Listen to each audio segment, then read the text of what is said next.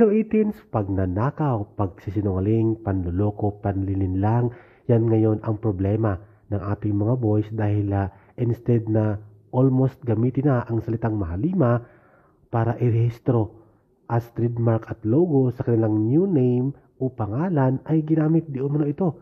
Nirehistro na sa ibang kumpanya o ibang tao.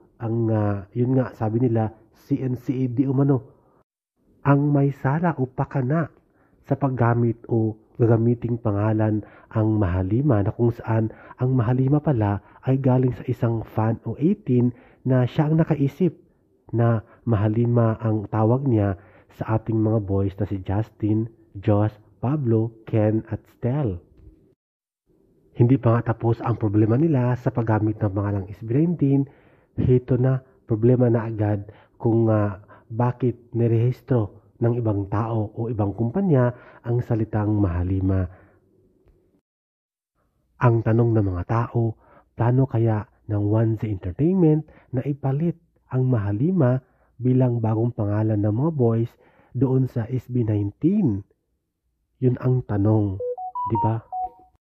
Kaya naman may conclusion na ang mga fans o mga tao hindi na yata gamitin ng 1Z Entertainment o mga boys ang salitang mahalima dahil ito ay narehistro na. So totally borado na ang pangalang mahalima at gamit na at mag-iisip na ng ibang pangalan na ipapalit sa SB19 ang mga boys natin at 1Z Entertainment.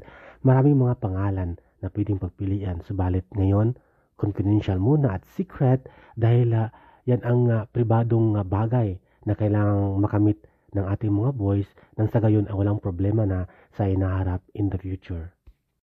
Dahil kahit sa mga event ng Asia Artist Awards ay talagang na-recognize ang 5 pangalan ng mga boys at ang receipt video nila ay pangalan din nila. 5 names at yun din sa Spotify, wala ng SB19, wala ng mahalima, walang mahalima kundi pangalan nila mismo ang nakasulat doon.